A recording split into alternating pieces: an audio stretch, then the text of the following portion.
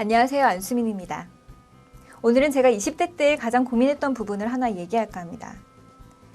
여러분도 들으시면 분명 공감하실 거라는 생각이 드네요. 바로 뜻대로 되지 않았던 사람과의 관계 극복입니다.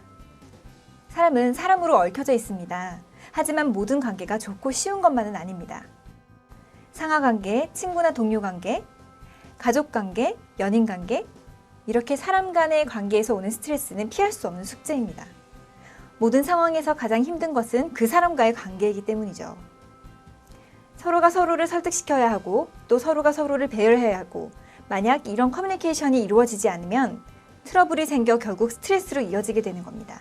저는 2008년 겨울에 방송국에 입사를 했습니다. 그리고 다음에 그 봄까지 연수기간을 보냈습니다. 한 3개월 정도 걸렸던 것 같아요. 연수기간 동안에는 거의 매일 방송국을 출근해야 했으니까 방송국의 사람들도 매일 보면 인사를 할 수 있었어요. 그런데 연수가 끝나면서 일이 시작된 친구는 있었지만 그렇지 않은 친구들이 더 대부분이었습니다. 딱 그때 그런 생각이 들더라고요.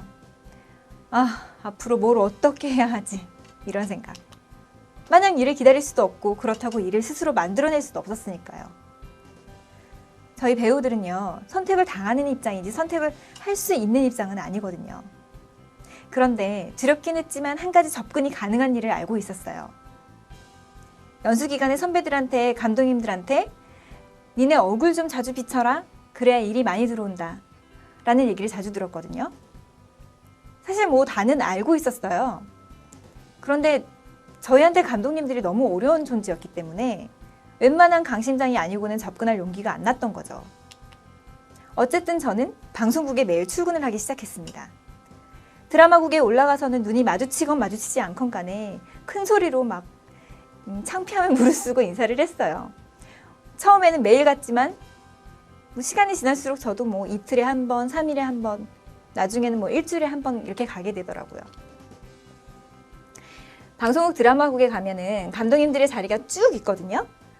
사실 거기에 아는 분들도 계시지만 모르는 분들이 더 많습니다. 그래도 눈 딱 감고 큰 소리를 인사하며 지나다녔어요. 처음에는 애들을 다 같이 끌고서는 우르르 다녔는데 시간이 지나면서 몇 번도 다들 못하더라고요, 친구들은. 그래서 또 점점 둘 아니면 혼자 가게 됐죠. 그런데 1년, 2년, 3년이 지났습니다. 어떤 결과가 예상되세요? 네. 방송국에 나오지 않았던 친구들에 비해서 그래도 얼굴도 비치고 인사도 하며 감독님들한테 열심히 하는 모습을 보여줬던 저나 또 다른 친구들은 이만큼 지나고 봤을 때 그만큼 작품을 많이 했더라는 거죠. 드라마국에 올라갈 때마다 땀이 난다 혹은 무섭다라는 친구들이 많은 만큼 그게 그렇게 만만한 일은 절대 아니었습니다. 그런데 그렇게 감독님들과 친해지고 자꾸 얼굴을 보여주니까 그나마 결과물들이 조금씩 나온다라는 것을 경험했던 거죠. 큰 역할은 아니더라도 작은 역할로 계속 끊이지 않고 할 수 있는 기회들이 생겼으니까 배우들한테는 얼마나 다행인 거예요.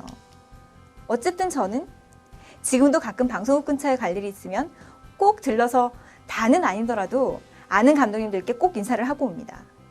물론 안부를 묻기도 하고 나름 친분이 있다 생각하는 분들께 내가 아직 열심히 한다는 것을 보여주며 나를 좀 더 어필할 수 있는 거죠. 언제 어떤 역할에 저를 떠올리실지 모르니까요. 배우, 저에겐 정말 힘든 직업입니다. 네, 힘들었어요. 근데 여러분들도 각자 본인들이 하시는 일이 가장 힘든 일이라고 생각하실 겁니다. 힘들지 않은 것은 없으니까요. 자, 이렇게 사람이 사람을 대하는 건 정말 쉽지 않습니다. 네, 정말 쉽지 않죠. 저도 사실은 방송국을 한 바퀴 돌고 나올 때마다 땅이 꺼질 만큼 한숨을 내셨으니까요. 심지어 아무렇지 않게 내뱉었던 누구의 말이나 무관심해 보이는 어떤 감독님들의 표정을 떠올리면 일을 하고 안 하고는 둘째고 제가 받는 자존심의 상처는 이루 말할 수가 없을 정도였으니까요. 제가 지금도 친구 연기자들을 만날 때마다 서로 제일 투덜거리는 얘기 중에 하나이기도 하고요. 하지만 자존심이 상했고 상처를 조금 받았더라도 지금은 그 행동들을 후회하진 않습니다. 지금 결과가 어찌 되었건 저로서는 그 상황에 충실했고 그 충실함으로 얻었던 결과물들이 있었으며 그건 그 순간 제가 가장 잘할 수 있는 것이었으니까요. 처음에 조금 불편하다거나 귀찮음이 있다고 해서 시도조차 해보지 않았다면 어려운 관계를 극복하기란 쉽지 않았을 겁니다. 자, 이렇게 제 얘기를 들려드렸는데요. 이것은 저희 하나의 작은 경험에 불과합니다. 여러분들은 사람들과의 관계에서 저보다 더 어렵고 힘든 상황들이 많으실 거라고 생각합니다. 그리고 그 관계를 벗어나거나 혹은 극복하고 싶어 하실 겁니다.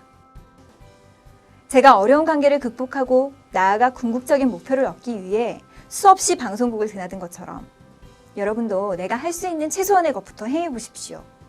다소 시간이 좀 걸리고 결과를 바로 손에 넣을 수 없을 정도로 시간은 촉박해도 그 작은 노력은 절대 여러분을 배신하진 않을 거예요. 그건 제가 분명히 여러분께 보증해 드릴 수 있습니다. 그 최소한의 것부터 시작해 보시겠어요? 가장 잘할 수 있는 것으로요. 감사합니다.